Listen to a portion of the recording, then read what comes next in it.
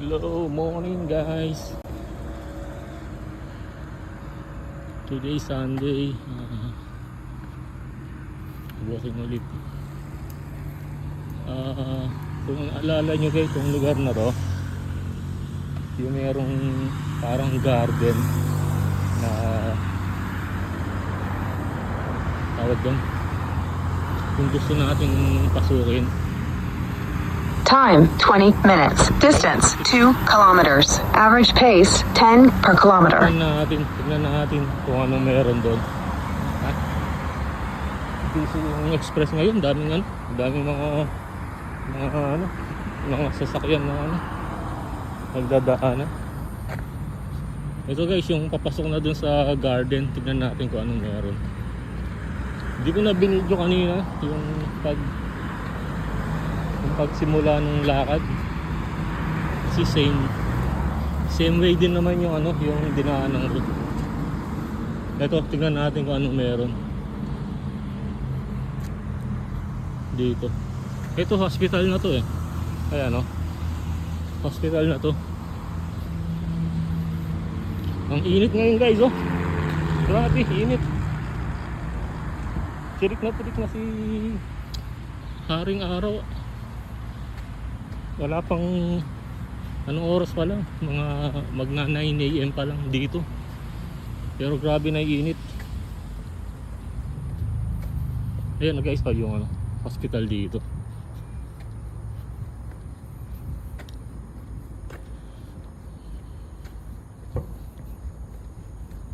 Bukas pala holiday dito sa Singapore.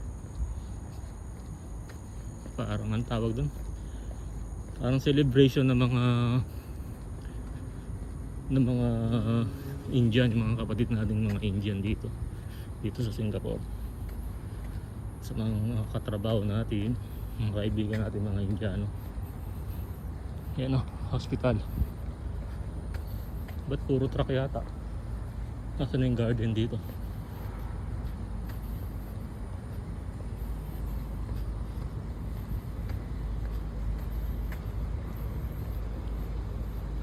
Hindi naman yata ito. Ito ito.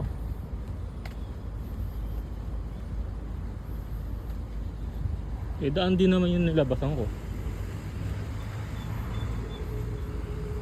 Doon. Baka dito. Sige, tama siguro rito. Ito gaya mosque. Para sa mga kapatid natin, mga kaibigan, mga Muslim. Yan guys, mga tirahan nila rito, HDB kung tawagin. Ganyan yung mga tirahan dito sa Singapore. Wala sila yan katulad sa atin sa Pilipinas, yung kanya-kanyang lupa. Meron yung mga yung mga may kaya na talagang mayayaman, yung mga kung tawagin mga landed house nila rito.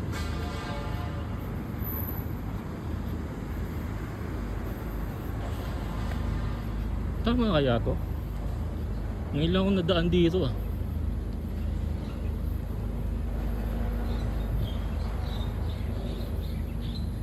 Ang linis ng daan walang dumadaan dito.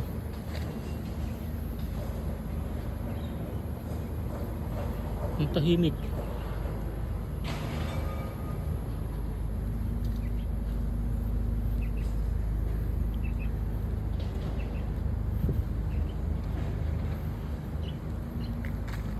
Hospital, Woodlands Hospital. Ang laki ng hospital nila rito. Parang walang nagja-jogging dito. Ako lang yata ay dumaan dito kasi maganda dun sa dinaanan natin dati. Kasi mayroong tabi mismo ng expressway.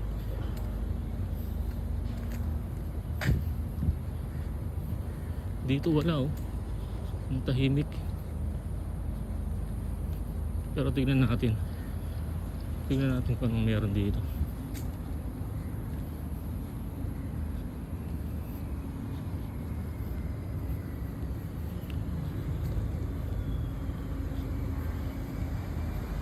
Hospital kasi rito, kaya siguro wala masyadong Wala masyadong mga nagja-jogging. Pero ito guys, itong daan na to, para sa ano yan, mga nagwo-walkathon, mga nagja-jogging, mga nagbabike. Ito, ang laki ng ano, ano na rito, hospital. Ang linis, oh. Linis dito sa Singapore. Sana one day maging ganito rin yung ano, Pilipinas. Ganda, ganda pa naman dyan sa Pilipinas. Pero kailangan ano, magkaroon ng pagbabago talaga. Dito sa Singapore, oh.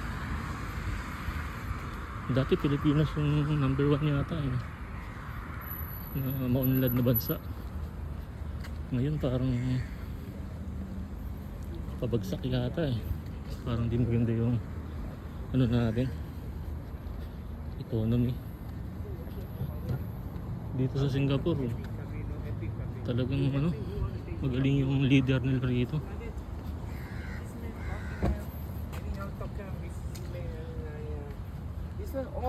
Rubbish Ito school pala to. Ito guys, ito yung park. Ito, tingnan natin. Yan, oh. Tingnan natin kung ano meron dito. Ito, tahimik naman ng garden, wala namang katao-tao.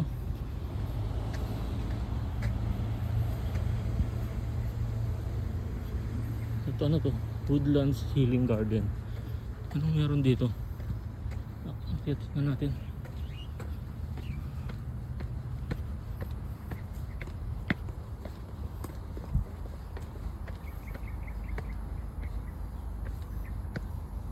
Ayun, meron chicken.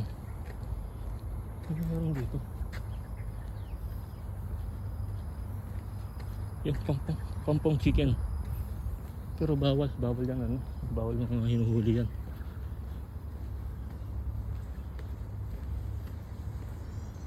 Saan tayo dito? Ang daming kaakyat oh. Ikutin muna natin to. Anong meron dito?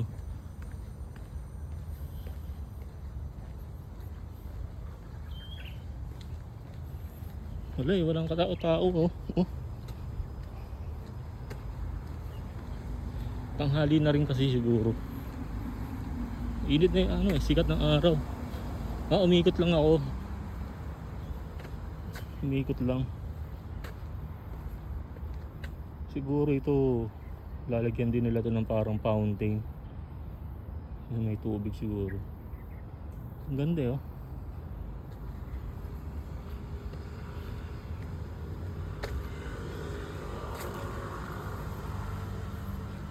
Nature play garden.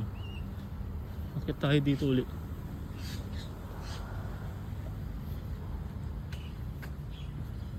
Baka dun sa may hagdan kanina yung paakyat.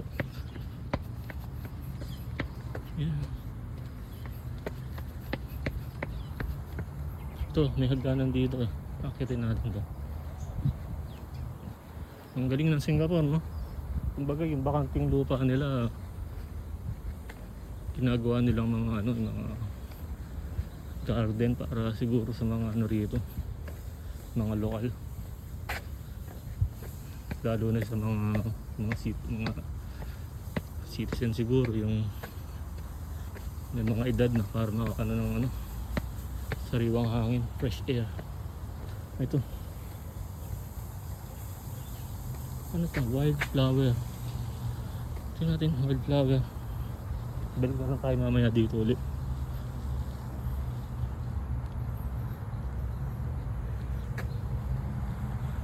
Maganda rin mga halaman green na green. Ito upuan.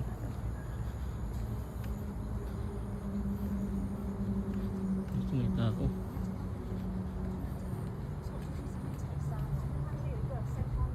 Healing garden. Healing garden. Woodlands na yun. Dito tayo sa healing garden na dito.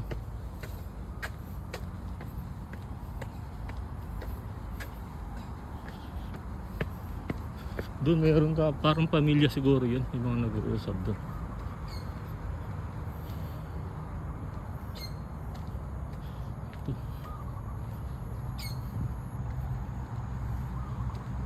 Ito healing forest. Ayun, meron isa.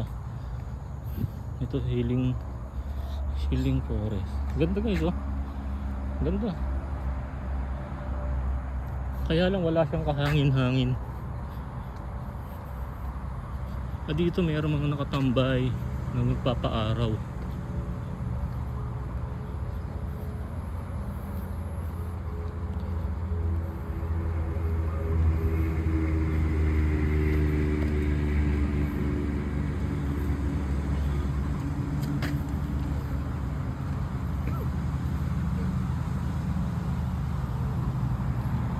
Pinapaarawan yung yung baby. Bagay mas okay dito kasi walang usok. Ito yun naman, oh. Puro green. Yun lang, parang masyadong kalmado yung yung hangin. Oh, mas maramdam mo talaga yung sikat ng araw. Ito na yun. Yung labas, yan ang Woodlands SLE Park Connector. Yan na yun. Okay din. Ito din tayo, kung di tayo pumasok sa garden, dito tayo lalabas. Ito na yung expressway. Ayun na guys. Ito, nakita nyo na rin to naman nung last video natin. Siguro hanggang dito na lang yung video. Pinakita ko lang yung garden. Maganda rin yung garden. Siguro kasi tanghali na kaya wala nang rin masyadong tumatakbo.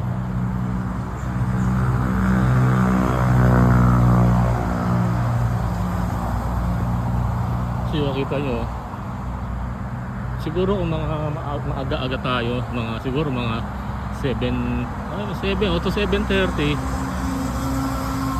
yung paangat pa lang, yung pasikat pa lang yung araw, siguro mas marami tayo makikita rito, makakasabay na tumatakbo, nagwo-walking, kasi tanghali na rin naman eh.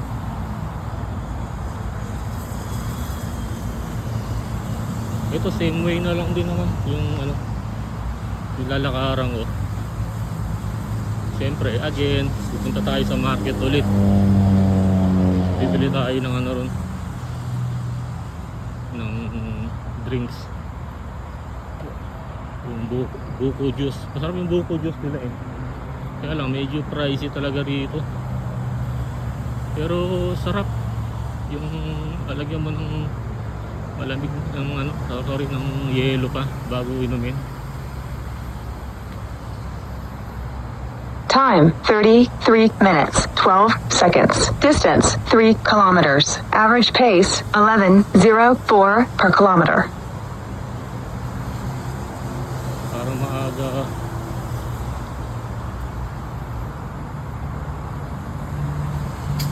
Maaga tayo ngayon matatapos. Kasi nakaka 3 kilometers na rin tayo eh.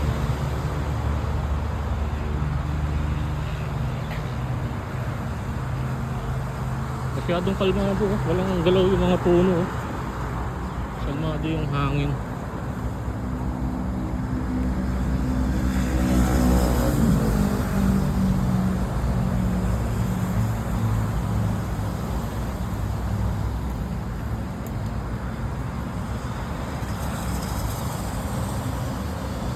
Wala na. Sunday, family day pa kasi ngayon. Siguro yung family day, tas holiday pa, happy holiday pa bukas. Nandito bukas Vesak Day. So pahinga tayo sa trabaho.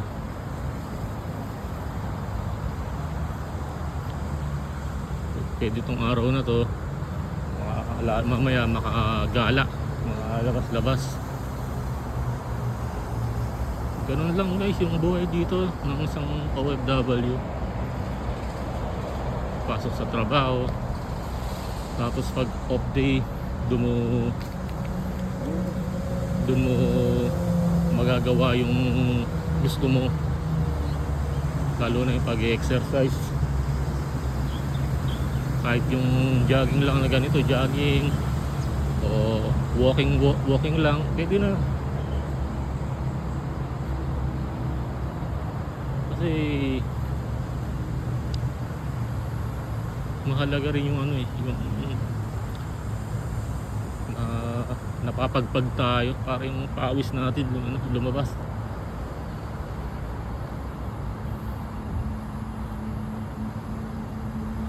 Merong isang meron malapit dun sa bahay na yung takbuhan din, oval. Siguro next time dun tayo para makita nyo rin. Pero hindi naman siya ganun kalaki. Parang isang buong ikot niya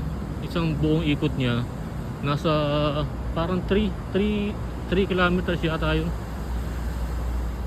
So kailangan mo mga tatlong ikot siguro.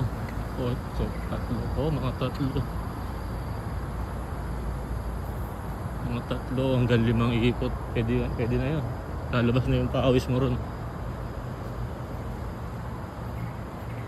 So guys, dito sa Singapore, sa panahon ngayon, ang hirap na rin share ko lang, ang hirap na rin makahanap ng trabaho. Kasi yung sila rito yung sa standard. Kasi next year, lalo sa mga lahat S-Pass, E-Pass, merong adjustment sa salary. So yung qualification tataas. Maganda rito magtrabaho sa Singapore.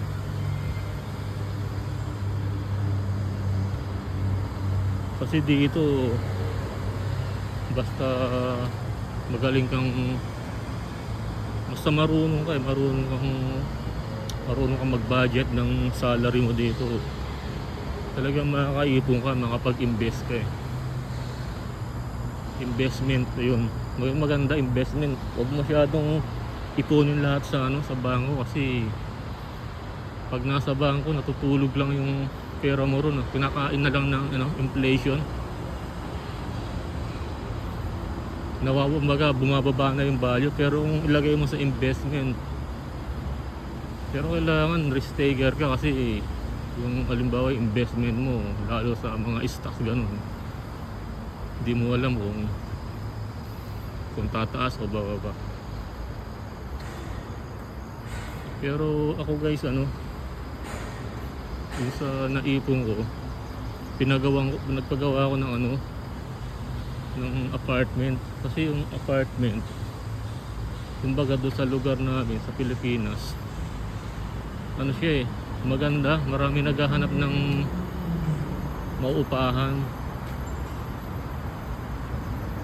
Ayun, sa awa ng Diyos, thank you kay Lord, simula nung nagawa na yung na-finish na, kumpleto na siya, mayroon ng nangungupahan. Thank you kay Lord. Andito na naman yung chicken ng last week. Ayun andito na naman yung chicken.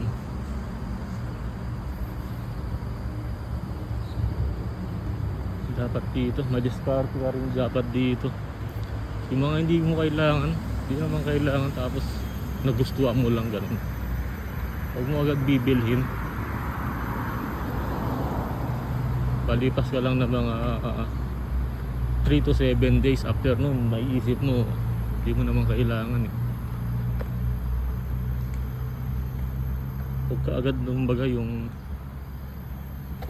pag nakita mo, bili agad. Pero talagang gustong gusto mo, nasa iyo din naman yung ganun, yung decision. Dati ganun ako eh. Nung bago-bago ako dito sa Singapore, siyempre dati na nasa Pilipinas tayo, hindi yung sahod natin parang ano eh, parang sakto ka lang na ano, na magkaroon ng budget sa isang buwan para makasurvive. Pero dahil kay Lord, binigyan niya ako ng opportunity dito sa Singapore. At yung first company na nag-hire sa akin, di na ako umalis kasi unang-una maganda naman yung company eh. Kumbaga yung ano, matatag.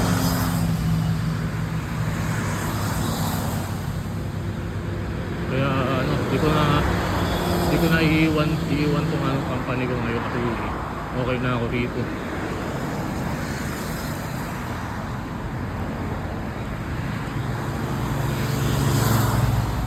Kaya ngayon, siyempre yung dati, bago-bago ako, pag sahod, kung ano yung gusto kong mabili, basta kaya ko, bibiling ko agad eh. Hindi ko na pinag-iisipan. Pero mali pala yung ano, sa akin lang parang mali na bilhin mo agad. Dapat ano, medyo pag isipin mo rin muna. Kumbaga, isipin mo kung kailangan mo na ba.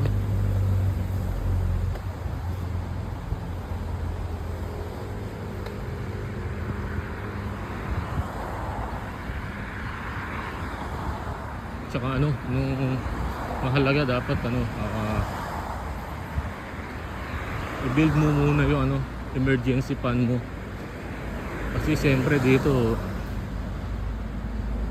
di naman ano pogi na hire ka ng company, forever ka na. So kailangan paghandaan mo agad yung ipon ka muna ng ano, ng emergency fund. Tapos mahalaga rin yung insurance mo. Kahit anong mangyari, kumbaga secured ka. Kahit ano pero wag naman sana. Ay pagka nagkaroon ka na ng ganon, doon nga simulan mag-ipon para meron pang invest. Pero siyempre huwag mong kakalimutan yung family mo, lalo na yung magulang mo tsaka yung mga taong tumulong sa'yo. Kailangan kumbaga babawi ka rin sa kanila, lalo sa magulang mo.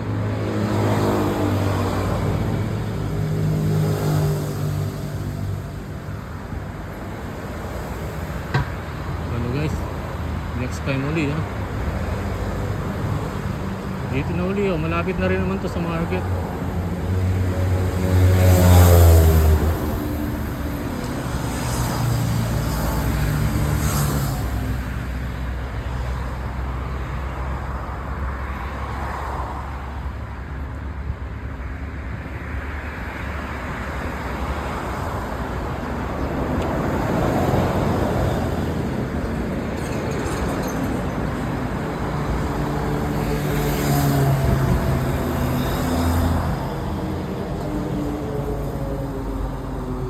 Mabilis tayo ngayon.